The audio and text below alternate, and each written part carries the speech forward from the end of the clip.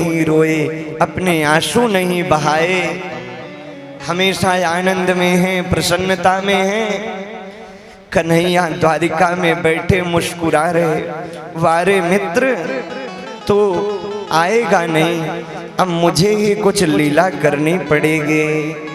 आज सरकार ने लीला की, जानते हो कन्हैया ब्राह्मण का रूप बना के सुदामा जी के घर पे आए और आकर के कन्हैया ने कहा भिक्षाम देहि। उस समय सुदामा जी घर पे नहीं थे। सुशीला जी ने कहा महाराज बैठ जाओ। बैठ गए। देवी कुछ तो दे दो। महाराज हमारे पति कुछ लेने गए हैं, आप बैठे रहो, वो लेके आएंगे तो मैं आपको दे दूंगा। अच्छा देवी कोई बात नहीं है, एक बात बता, अगर घर में जल हो ना तो वही पिला दो।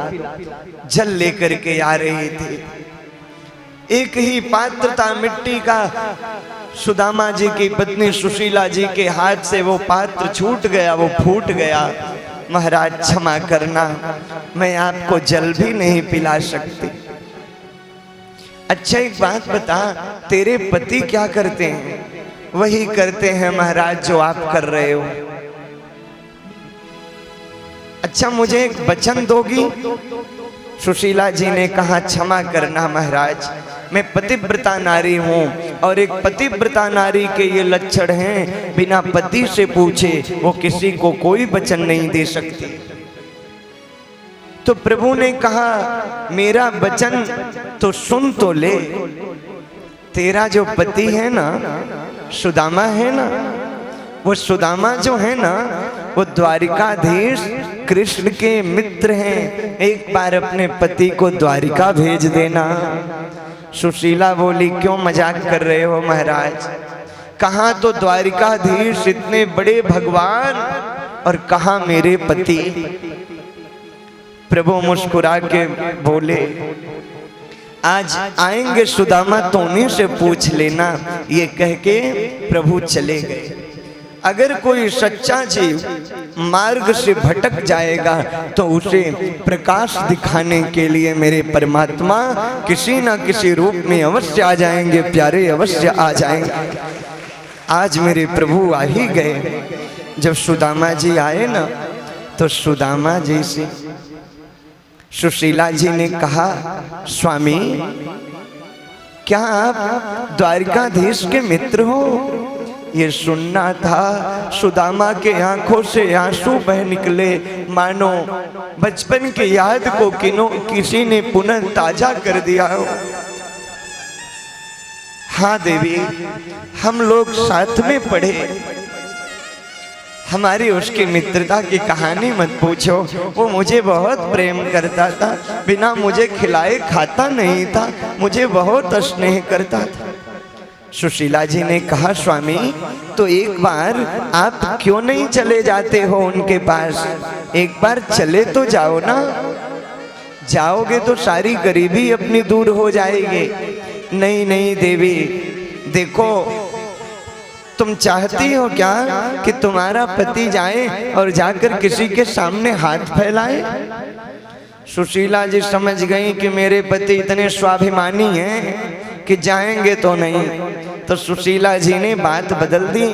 अरे महाराज, मैं थोड़ी कह रही हूँ जाके मांगो, मैं तो कह रही हूँ बचपन के मित्र हैं, जाओ दर्शन तो कर लो, भेंट तो कर लो। हाँ देवी, ये बात तुम ठीक कह रही हो, परंतु देवी मैं जाऊं कैसे? मैं नहीं जा सकता, क्योंकि कुछ जगह खाली हाथ नहीं जाना चाहिए। हाथ में कुछ न कुछ लेके जाओ। कहाँ? गुरु के घर जाना कभी खाली हाथ मत जाना, मित्र के वहां जाना कभी खाली हाथ मत जाना, बहन के वहां जाना कभी खाली हाथ मत जाना, राजा के वहां जाना कभी खाली हाथ मत जाना, डॉक्टर के पास जाना, वैद्य के पास जाना तो खाली हाथ मत जाना, गोविंद के पास जाना तो भी खाली हाथ मत जाना। हाथ में कुछ भी हो, पत्रम पुष्पम फलम तोयम यो में भक्त्या प्रेक्षते, कुछ भी लेके जाना, क्योंकि भगवान का भी स्वभाव है कि तू मुझे एक देगा मैं तुझे 10 दूंगा। प्रभु कहते हैं तो मेरे लिए खर्च करके तो देख, मैं तेरे लिए कुबेर के भंडार ना खोल दूं तो कहना प्यारे। ये मेरे ठाकुर के वचन है। भगवत प्रेमियों, सुदामा जी रोने लगे, गरीबी को याद किए, मैं कैसे जाऊं। उसी समय सुशीला जी ने कहा आप चिंता मत करो, मैं प्रबंध करती हूँ। और सुशीला जी 4 घरों पे जाकर के 4 मुट्ठी चावल लेके आती हैं। पोटली बांधने के लिए भी कोई वस्त्र नहीं था। जो साड़ी पहनी थी ना, उसी साड़ी को फाड़ करके उसी में पोटली बना करके सुदामा जी को दी। सुदामा जी पोटली ले लिए और अपने कन्हैया की याद करते हुए बड़े आनंद के साथ, बड़े भाव के साथ सुदामा जी प्रसन्नतावश, आनंदवश आज इन नैनों से मधुसूदन का दर्शन करूंगा, जिसके दर्शन को बड़े बड़े देवता भी तरसते हैं। आज उन्हें श्याम सुंदर का मैं दर्शन करूंगा। इसी भावधारा में सुदामा जी चले जा रहे हैं। चलते चलते चलते एक नदी पड़ गई और बीच मार्ग में रात्रि का समय। अब नदी कैसे पार करें। उस समय कोई नहीं था। सुदामा जी वहीं रात्रि विश्राम करने के लिए सुदामा जी वहीं लेट गए। कंकड़ है जमीन पे, कांटे हैं जमीन पे, मखमल के गद्दे पे मेरे गोविंद को भी नींद नहीं आ रही है। कन्हैया करवटें बदलते हैं।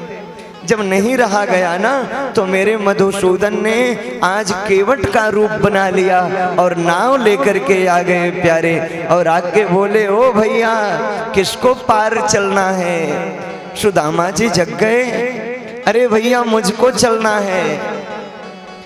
नाव में बैठा लिए। अब पार लगा देंगे कि नहीं? लगा तो देंगे पर ऐसे नहीं लगाएंगे।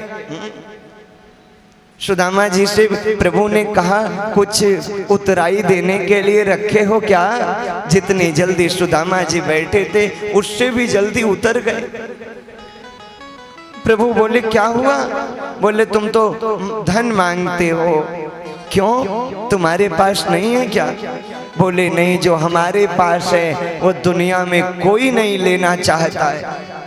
केवट रूप में प्रभु ने कहा जो कोई नहीं लेना चाहता है वो मैं लूंगा।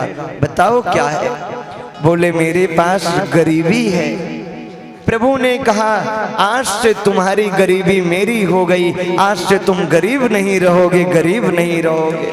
मानो उसी समय परमात्मा ने सुदामा की सारी गरीबी दूर कर दी हो प्यारे।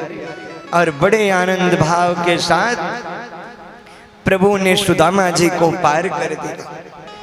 चलते चलते चलते सुदामा जी एक जन से पूछे हो भैया अभी द्वारिका कितनी दूर है?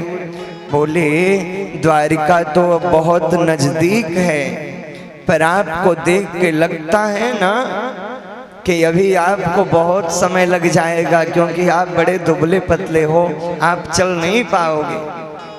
अभी आपको 3-4 महीने लग जाएगा। सुदामा जी बोले ओ कन्हैया मैं तेरा दर्शन करने आ रहा हूँ। अब अगर बुलाना है तो बुला ले, नहीं बुलाना है तो मत बुला। अब तो मैं आराम से अब यहीं पे सो रहा हूँ। और जो राम जी के भरोसे हो जाता है प्यारे, कन्हैया के भरोसे हो जाता है, फिर याद रखना उसकी जिम्मेवारी मेरे भगवान संभालते हैं। तुलसी बिरवा बाग की सींचत ही मुरझाए, राम भरोसे जो रहे पर्वत पे हरियाए। जो राम भरोसे हो जाता है वो कहीं भी है ना आनंद में ही है। जो हमेशा इस भाव को स्पष्ट रूप से समझ ले। सुदामा जी सो गए और जब जगे ना तो भगवत प्रेमियों, चारों तरफ प्रकाश पुंज प्रकट हो रहा है, जय जयकार हो रही है, इत्र और गुलाल की सुगंध आ रही है, बड़े आनंद और हर्षोल्लास हो रहा है। सुदामा जी मन में सोचे, ये इतनी चमक कहाँ से? मैं कहीं सो तो नहीं रहा हूँ, मैं कहीं सपना तो नहीं देख रहा हूँ। एक लोगों से बोले, ओ भैया ये कौन सी जगह है? उसने कहा ये द्वारिका है। बोले वाह वाह, मैं पहुंच गया द्वारिका, मैं आ गया द्वारिका, वाह मैं द्वारिका पहुंच गया। और इसी आनंद उमंग में सुदामा जी इतने प्रसन्न हो गए कि प्यारे द्वारपाल के पास आते हैं। देखो ये द्वारपाल सुदामा जी को देखे ना तो सुदामा जी के वस्त्र नहीं थे, वो भी कई जगह फटे थे, बड़ी गरीब सी स्थिति बनी थी, परंतु द्वारपालों ने बड़ा सम्मान किया। क्योंकि ये द्वारपाल कौन थे? ये वही जय विजय थे जिन्होंने सनत कुमारों का अपराध किया तो 3 जन्म में राक्षस बन गए थे। अब प्रभु ने मुक्त करा दिया तो वो मन में सोचे जब प्रभु यहीं पे हैं तो मैं कहाँ जाऊं? तो वही पार्षद बन के खड़े थे। बोले अब की बार इनका अपमान नहीं करना है। सुदामा जी द्वारपालों के पास पहुंचे और निवेदन किए, आज घनश्याम से मिलने वो सखा किस तरह से पहुंचा है, बड़े आनंद के साथ, बड़े भाव के साथ दर्शन करें। देखो देखो ये गरीबी, ये गरीबी